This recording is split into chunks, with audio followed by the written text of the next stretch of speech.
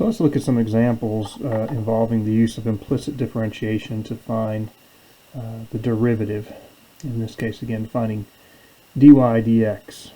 And here's the relationship I want to look at first, this equation right here. This equation, it is possible to solve for y explicitly as a function of x. We're not going to do that though. In fact, you'll see that y can be expressed several ways, and this is a graph of this relationship. The set of all values of x and y that satisfy this equation are listed here. Some of those points that satisfy it are when x is -2 and y is 2. For instance, you can see that point on the graph when x is -2 and y is +2, that point right there. So if you place x with -2 and y with +2, this equation would be satisfied. Okay, but you can see clearly that we can't express y as one function of x because the vertical line test fails, right? For instance, when x is 1, there's two possible outputs. Okay. And so, you know, we're not going to do that though. We are going to find dy dx implicitly. So as I do this, just for convenience, I'm going to let dy dx, I'm going to use this y prime notation. So instead of using dy dx notation, I'm going to use the y prime notation. If you look in the textbook and in some other textbooks, you might see the Leibniz notation used a lot, but I just want to use that. It's a little bit easier. So when we say y prime, we're finding the derivative of y with respect to x. Okay. I will start with the Leibniz notation, and this is taking the derivative with respect to x of both sides of this equation. So let's do that. So I take the derivative with respect to x of this side. That must equal the derivative with respect to x of the other side. Now the derivative with respect to x of this side is pretty easy. What's the derivative with respect to x of 4? It's a constant. By the constant rule, we know that that is equal to 0. Okay, and so what's that equal to? Well, we take the derivative, we have a difference and a sum here, so this is the sum or difference rule, so we take the derivative of each piece, right? The first one we're taking the derivative of is x cubed. Well, that's pretty easy, since it's with respect to x. That's just power rule. Bring the 3 down, x, and subtract 1 from the power. Now, when I take the derivative of the second term, I've got, so it's minus 2 x times y. So what do I have to use to find the derivative there? Remember, y is a function of x. We don't know how to write y as a function of x. Again, we're not going to do that, but we know it's some function of x. And so I have a product of two functions of x times y. So I have to use the product rule. Okay, now what I'm going to do, be very careful here. This is minus, right? So it's minus, and this 2 is a constant multiple. So remember, I can pull that out. I'm going to pull that out, and I'm going to take the derivative then of this thing. So first of all, the derivative with respect to x. Let's just go and write it out. The derivative with respect to x of x times y plus x times what? The derivative with respect to x of y. Ran out of room here. What goes here?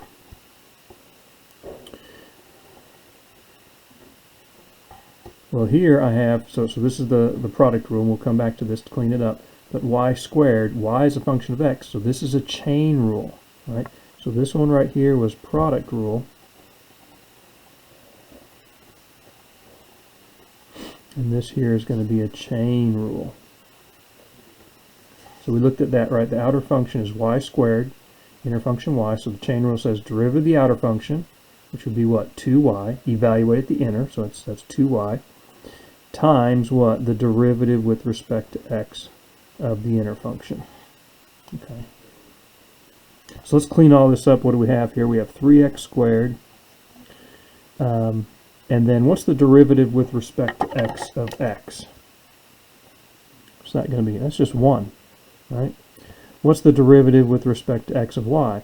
Well, that's dy dx, or what we're calling y prime. So this part right here is y prime. Same thing here. That's just going to be y prime. So if I do this and be real careful here. Look at this minus 2 is being what? Parentheses.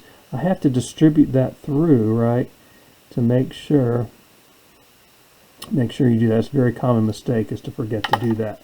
I see that all the time. So it's negative 2 times what? 1 times y, so that's negative 2y. And then it's minus 2 times what? X times y prime. Minus 2xy prime. So be real careful to distribute that negative 2. So basically the derivative of xy is going to be the derivative with respect to x of x, which is 1 times y, that gives me the y, plus what? X times the derivative of y, which would be xy prime, but then y is at minus there because of this negative 2 has to be distributed through there. And then we have, right, this is, of course, plus, right, plus the derivative of y squared, which was this stuff, 2y, y prime, and that is equal to what? We said 0. Okay. So that's the calculus step, essentially, that we've done. Now what we have is the precalculus step of solving for y prime. So now we have to solve for y prime. So how do I do that? Well, I look at my terms over here. Of course, there's just 0 in this case over here. So I have 4 terms, and I want to get the y primes by themselves. So I want to leave these terms on the left side of the equation. I want to bring these terms over here so I can add 2y to both sides and subtract 3x squared. Okay. Or alternatively, I can move the y primes terms over to the right-hand side and leave the 3x squared minus 2y here. And I think I'm going to do that. I'm going to add 2xy prime and subtract 2y prime. You can go either way. You get the same result either way. So add 2xy prime to both sides, subtract 2y prime from both sides. Now, how do I get y prime solved for? Well, what do I need to do over here? I'll give you a hint. It begins with the letter F. We have to factor, right? So here I'm going to factor out the common factor what? Y prime.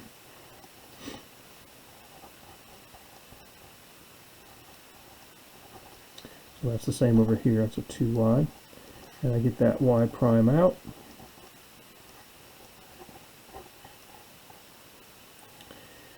And now, how do I solve for y prime finally? I divide both sides by everything in this parentheses. Right? Because it's this times y prime. And so, y prime is 3x squared minus 2y divided by 2x minus 2y. There's dy dx. There's the derivative. And notice what's different again. When we do things implicitly, we get an answer in terms of not only x, the independent variable, but y, right, the dependent variable. And so, if at all possible, you know, if you can express this in terms of x only, that would be nice. Sometimes you can do that, but a lot of times you cannot. And we're not going to do that here. Okay? So there's your answer. Now, let's see how good of an answer this is. Let's see if it makes sense. So what we're going to do now is we're going to use this derivative we've just found implicitly to find the slope of the graph at these points, negative 2, 2, 1 comma negative 1, and 2 comma 2. Let's start at negative 2, 2.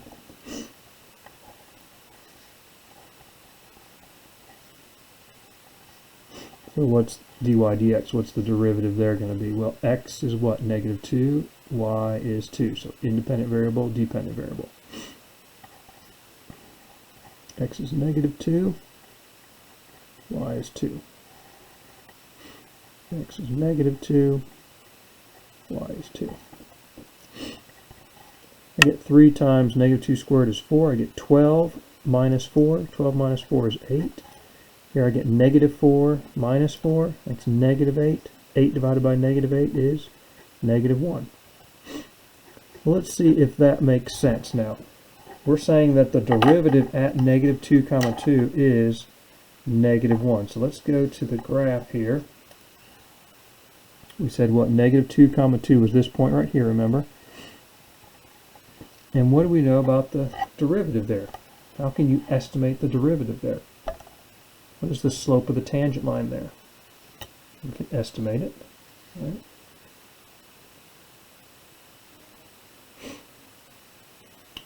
The top of my ruler is approximately my tangent line, just touching the graph of the function there at that point, right? Just touching it locally there. And then we look at this line, then what does the slope of this line look like? If I go from one point to another point here, what do? I go down 1 over 1, down 1 over 1. That slope is -1. The derivative should be around -1. And that's good news, right? That's what we're getting, -1. Let's try another one. At another point was the point 1 comma -1. So now x is 1 and y is -1. In this case, replacing x with 1, I just get 3, right, because 1 squared is 1, minus 2 times -1 over 2 times 1, which is 2, minus 2 times -1. So here I get 3, -2 times -1, that's positive 2, 3 plus 2, that's 5. And here I get 2 minus 2 times -1, again 2 plus 2, 4, 5/4, which is about, well, is exactly 1.25. Okay, so that's what we get for the slope at the point 1 comma -1. Let's see if that makes sense real quick. Let's go to the point 1 comma -1. So where are we? X is 1. There's 2 points, right? But the y point we're looking for is right here. Right? And is the slope, first of all, appear to be positive? Because we got a positive, right? Not negative, but positive 1.25. Yeah, it looks positive, right? If the slope, if we look at it, is just touching right about there. And that looks about right, right? Because I go over 1, I go up 1, maybe 1/4, right? So up 1 1/4. So that's what it is about. It's exactly a slope. Appears to be the slope of about 5/4. Seems to be reasonable for our end result. We'll do one more, and that's the point 2 comma 2. And let's see what happens there when I plug in. That means x is 2 and y is 2. So when x is 2, I get 2 squared is 4. 3 times 4, I get 12. 2 times 2 is 4. So I get 12 minus 4. 2 times 2 is 4. 2 times 2 is 4. Up top I get 8, and the bottom I get 0. What do we say about that? 8 divided by 0 is undefined. The slope is undefined. Okay, the slope is undefined. What does that mean about the tangent line at the point 2 comma 2? What does that mean? Well, let's go take a look and see if your guess is correct. At 2 comma 2, x is 2, y is 2, we're right here. And what would you say about that tangent line right there, right at that point? What would you say about it? What type of line do we have right there? That's a vertical line, right? And that's why the slope is undefined. We have a vertical tangent line, right? You can see what's happening is we move along the curve from this point down here at 1 comma -1, and we move up to 2 comma 2. Look at our tangent lines. Their slopes begin to get what? More and more positive, right? Larger and larger, and they're approaching what? They're approaching positive infinity, essentially, right? Until we get to that vertical tangent line where the slope is undefined. Okay? So, there is one example of using implicit differentiation and applying it to a situation. Now, you don't always have the convenience or the nice thing of having a graph. It is difficult to graph these equations. If you have an implicit grapher or you can find one online, you can do that. And it is helpful when you're asked to evaluate the, find the slope at different points, because then you can see, does your answer seem reasonable? Now let's do another one. This one involves a trig function equation here, right, as well as exponential function, so lots of interesting stuff. We're going to find the slope of the tangent line to this curve at the point 1 comma 0. So first of all, we need to find the dy dx, right, the derivative. So again, we're going to let, for convenience, dy dx equal y prime. All right. And so how do we proceed? We take the derivative of this side with respect to x and the derivative of this side with respect to x and set them equal to each other. So let me just do that first. It's cosine of pi x. I'm going to put the pi x in parentheses. Real important that that's inside the cosine function. plus cosine of y plus e to the y plus y. Okay, that's that side. The other side is just 3x minus 2.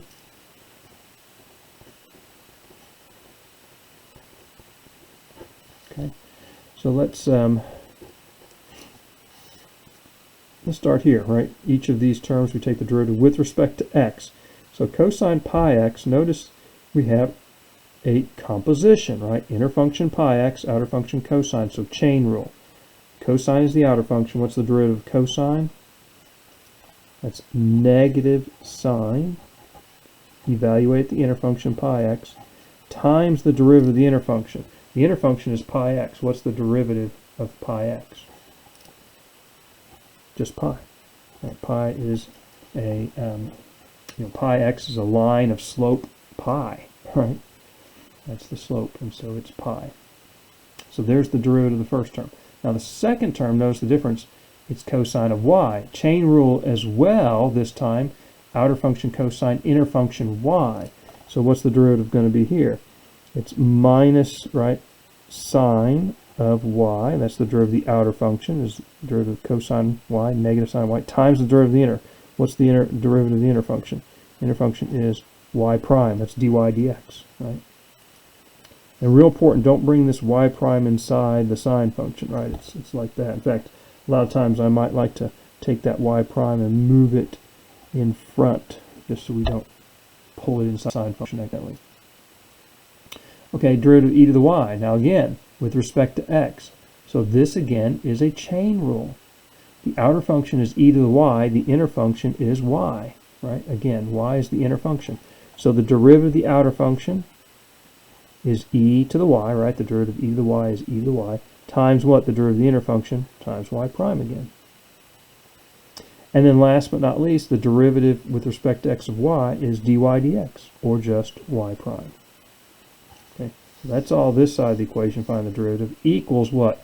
Well, the derivative of this is going to be easy because it's with respect to x. There's no y's here. It's just with respect to x. I think everybody sees that's equal to 3. All right, so we're going to again do what now? We're going to solve for the y prime terms. And you see these y prime terms here, here, and here. And keep those all on the same side. And I'm going to add this pi, negative, we've got negative pi sine pi x. I'm going to add pi sine pi x to both sides. So I've got, let me write it this way, I've got e to the y times y prime minus, let's bring the y prime in front, oops, y prime sine of y, excuse me, and then plus y prime. I kind of rearranged the order of the terms. Doesn't really, you don't have to. You could put this one in front, but I put this one to swap the order of these two. This I'm going to add to both sides. So over here I got 3 plus pi sine of pi x. And then what do we do over here? Factor out that y prime.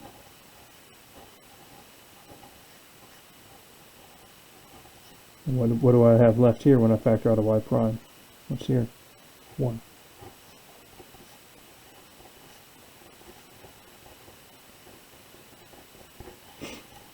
And then the last step, divide both sides by this coefficient in front of y prime.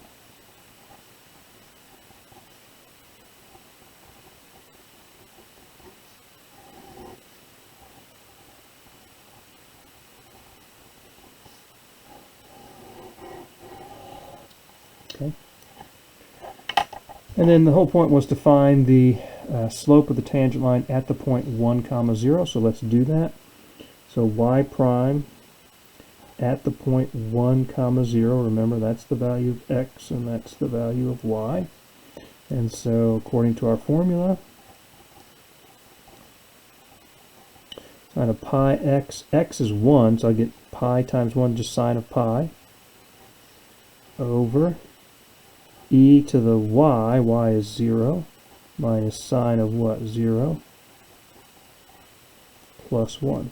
Okay, so we should evaluate these things. What's the value of sine of pi? That is equal to 0. and sine of 0 is also equal to 0. Okay, you should be able to give me the exact value of sine and cosine, tangent, etc. at 0, pi, 2 pi, pi over 2, pi over 3, pi over 6, all those values using the unit circle. E to the 0 is 1. And so up top I just have 3 pi times 0, 0. I have 3. The bottom, 1 minus 0 plus 1 is 2. 3 halves, or 1.5. And again, you know, since I have the graph, here's the graph. It's got some sort of ups and downs, which kind of makes sense with the cosines involved in the formula. And at the point 1 comma 0, we said the slope was 3 halves. So at 1 comma 0 is right here, right? X is 1, y is 0. And the slope says it's 3 halves. And so if I just touch that point right there, does that seem bottom edge of our ruler, there's our tangent line slope. Does that look like 3 halves would be a correct slope? Let's see. Rise of 3, 1, 2, 3, run of 2, 1, 2, back on it, right? So yeah, it looks like this slope is 3 halves. That's consistent with what we have. Okay. Let's try one more. This will be the last one we do. In this one, there's a little twist in it. Interesting relationship here. This equation right here, we're going to determine the equation of the line tangent to the graph at the point 4/3, 8/3. Now this equation, the graph of it is sometimes referred to as the folium of Descartes. Okay, this is René Descartes, the famous French philosopher and mathematician, and a lot of times with graphs that were created, they were named, and this is the name it's given. And this is a little different. Notice it's kind of like we travel along, we go along a loop, and we've got an interesting thing that happens right there where we cross through right there at the origin. And that's kind of different. And what happens if your relationship does that, if the graph does that? Well, we'll talk about that in a minute. Now, of course, the point we're interested in is 4/3, which is 1 and 1 1/3, right about there, and 8/3, which is 2 and 2/3. So we're up here somewhere, right on the graph there. And so we can think of the tangent line already. We know its slope must be what? Some positive value. You can maybe even estimate what it's going to be, and see if your answer seems reasonable. So let's get with it. Again, we're going to do the same thing for ease of notation. dy dx is y prime. We're going to take the derivative with respect to x of both sides, plus. Okay. Right-hand side is pretty easy. Left-hand side is where all the action is. With respect to x, derivative of x cubed, that's easy. That's just 3x squared. Derivative of y cubed with respect to x, that's chain rule because y is a function of x. All right, so derivative of the outer function is 3y squared times the derivative of y prime, derivative of the inner function. So that's chain rule on that, chain rule. And then here, I've got -6. Let's pull that out as a constant multiple. And then xy, what do I have to use? Product rule. Derivative of x is 1 times y plus x times the derivative of y, which is y prime. Derivative with respect to x of 0 is just 0. It's a constant. Okay. And cleaning this up a little bit by distributing this -6.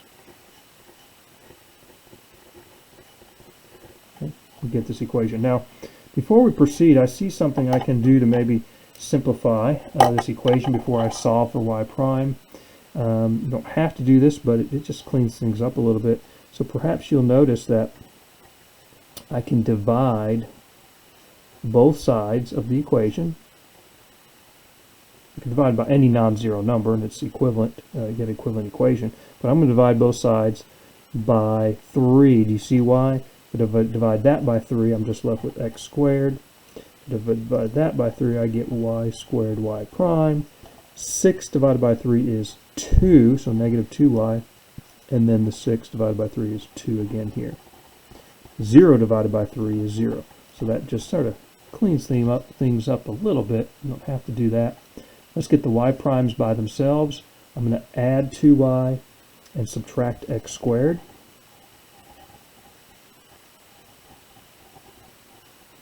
So add 2y, subtract x squared. Factor out y prime.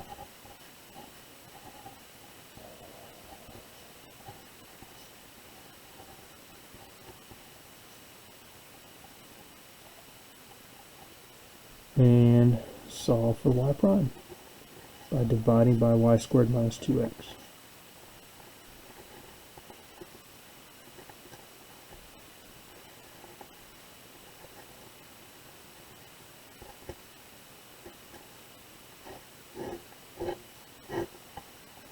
Okay, so there's our answer. 2y minus x squared over y squared minus 2x. Interesting little expression here for this so-called folium of Descartes. We can now find the slope at the point 4/3, 8/3. So the slope of our tangent line, we'll call that m, is the derivative evaluated at 4/3, 8/3. Again, that's the value of x, and of course that's the value of y. And so I've got 2 times y, 2 times 8/3 is 16/3, minus x squared. What do I get when I square 4/3? 4 times 4, 16. 3 times 3, 9. Y squared would be what? 8 squared is 64. 3 squared is 9. So 8/3 squared is 64/9. Minus 2 times x. 2 times 4, negative 8/3. Okay. And you can find a common denominator in the numerator and denominator, which would be 9, and go ahead and subtract and add. I'm just going to clear out my fractions within fractions using the trick I've done before, multiplying the numerator and denominator by the least common denominator of my smaller fractions, which is 9. And so when I do that, 9 gets distributed here. 3 goes into 9 3 times. 3 times 16 is 48. 9's cancel, minus 16. 9 times 64/9 is just 64. 9 times 8/3, 3 goes into 9 3 times. 3 times 8, 24. You get 32 over 40.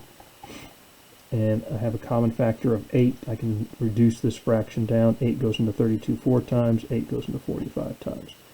And so there's the slope of my line. And so what is the equation of my tangent line? The point of tangency is 4/3, 8/3. That's x and y. So it's going to be, remember, y minus y1 equals m times x minus x1. Where x1, y1 is this point, and m is 4/5.